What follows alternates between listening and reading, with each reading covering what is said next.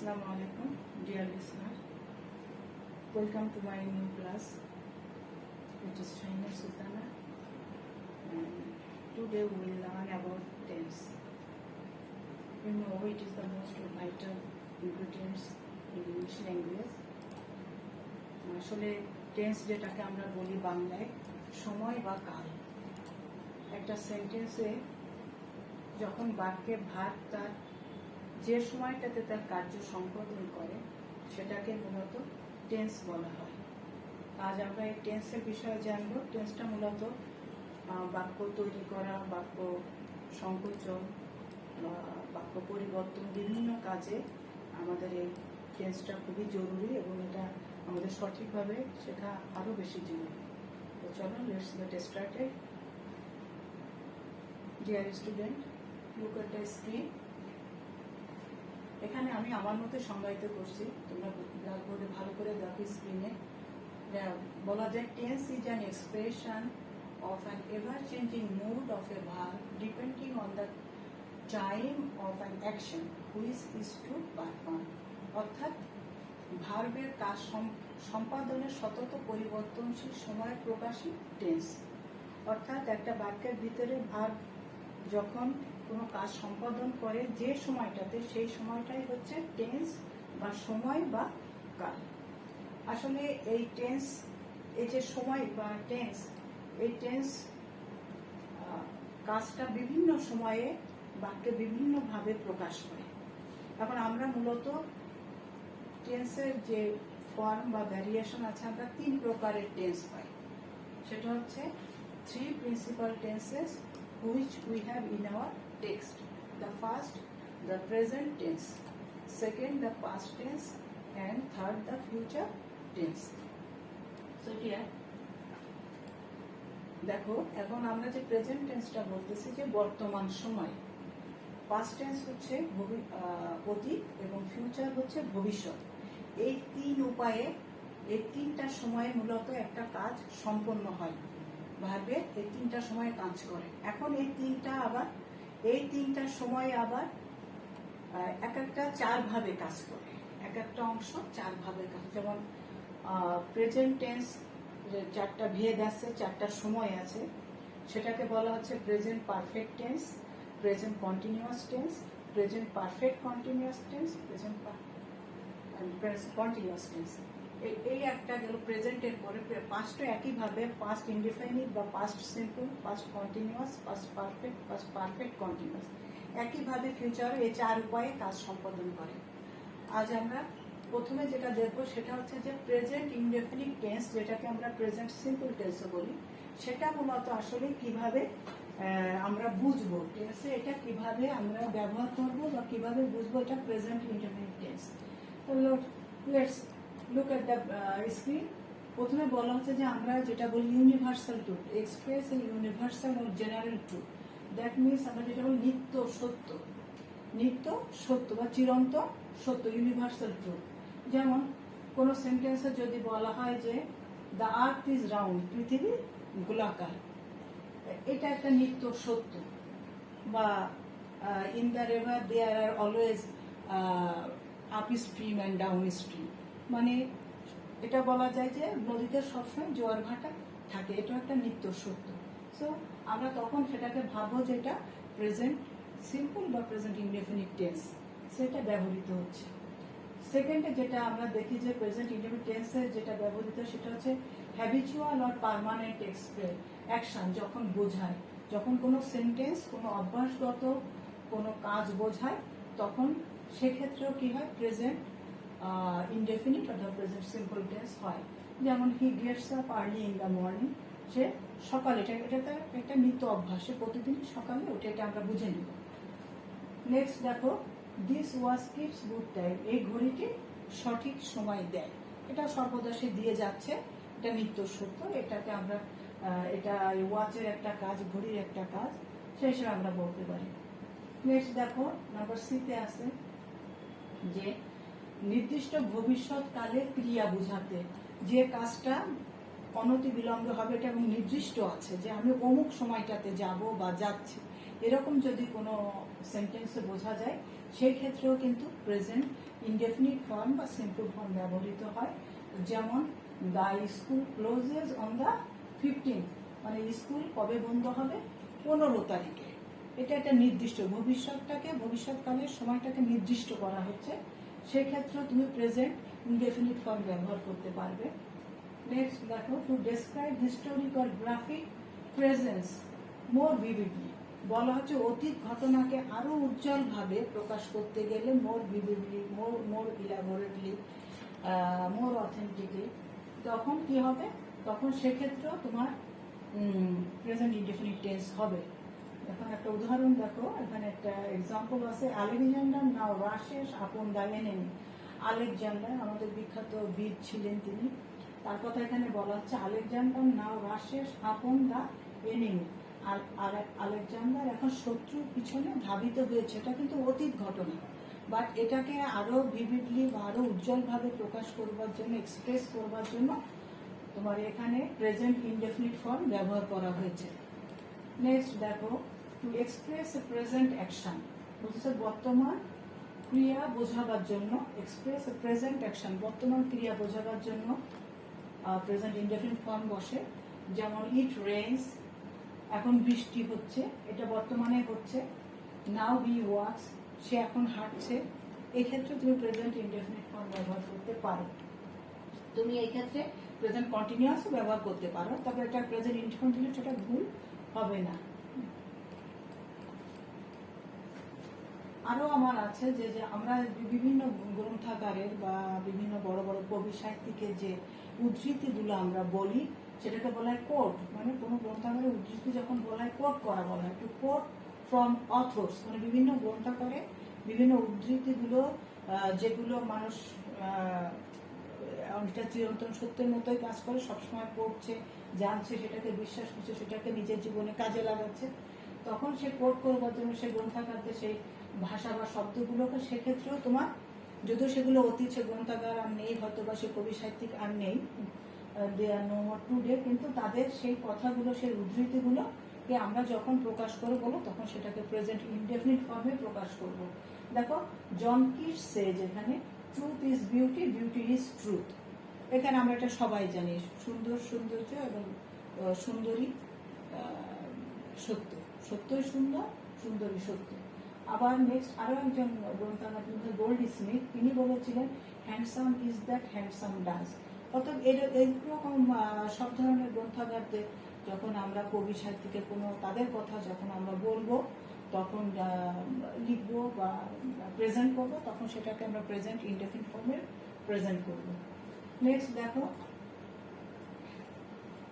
যে as a substitute for the present perfect tense, এখানে present আমি পড়াচ্ছি তোমাদেরকে প্রেজেন্ট ইনডেফিনিট টেন্স, এখানে প্রেজেন্ট পারফেক্ট এর সাবস্টিটিউট, স্থলাভিষিক্ত কর।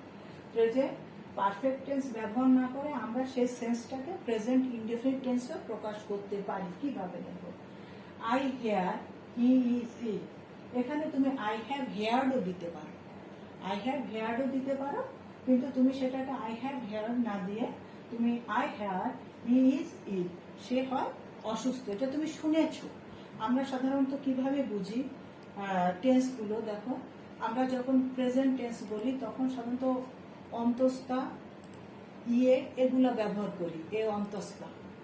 আর যখন তোমার প্রেজেন্ট কন্টিনিউয়াস হয়, তখন সেটা তেসি, তেসে, এই শব্দগুলো, তেসো, এই জিনিসগুলো সাধারণত বাংলা যে ভাব থাকে ক্রিয়াটা, তার সাথে পরবর্তী এটা প্রত্যয়ের মতো হয়। যেমন সে কাজটি করিতেছে বা সে গানটি গাইছে, এই যে ছে বা তেসে, এই শব্দগুলো, এই প্রত্যয়গুলো বা বর্ণগুলো ভার্বের শেষে থাকলে আমরা বুঝবো এটা প্রেজেন্ট কন্টিনিউয়াস। এরকম প্রেজেন্ট পারফেক্টও আছে, আসে, হইয়াছে, গিয়াছে, এছে, গিয়াছো, এই ধরনের এছে ওছো যখন থাকে, তখন সেটা হয় হচ্ছে প্রেজেন্ট পারফেক্ট টেন্স।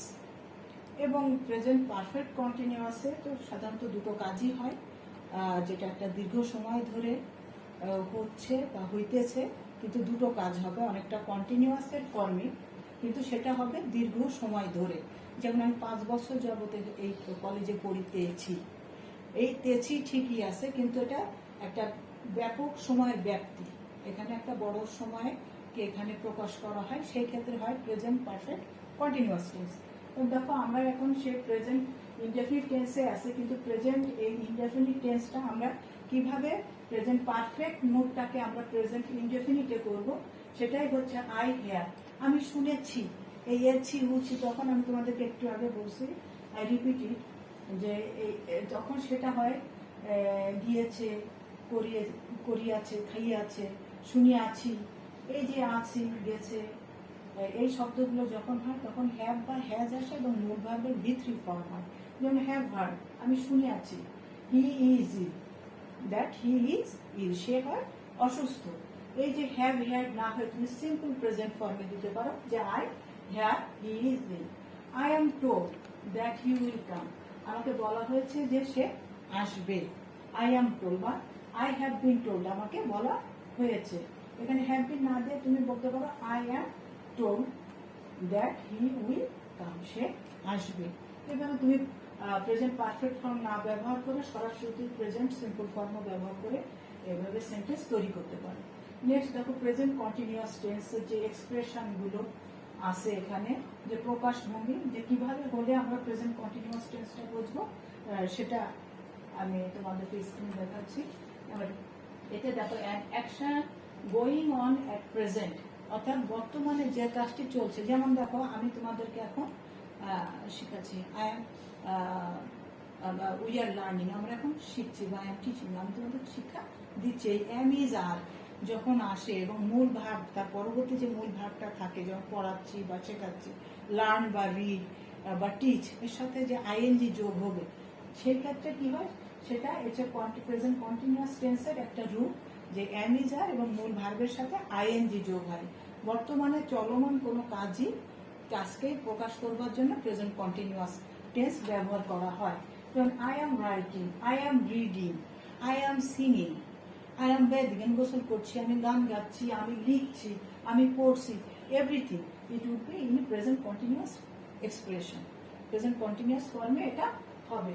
দেখো ফিউচার অ্যাকশন, ফিউচার অ্যাকশন এটা বোঝাতেও আসন্ন ভবিষ্যৎকালের ক্রিয়া বোঝাতে, আসন্ন ভবিষ্যৎ মানে যেটা কামিং ফিউচার, যেটা আসতেছে। I am going there tomorrow, আমি সেখানে যাইতেছি আগামীকাল, মানে আমি আগামীকাল সেখানে যাব।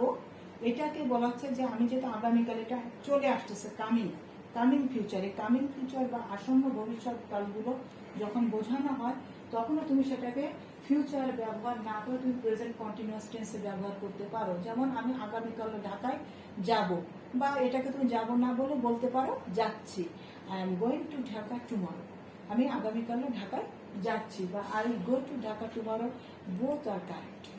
বাট তুমি সেখানে ফিউচার না ব্যবহার করে তুমি প্রেজেন্ট কন্টিনিউয়াস টেন্স ব্যবহার করছো, এটাও সঠিক।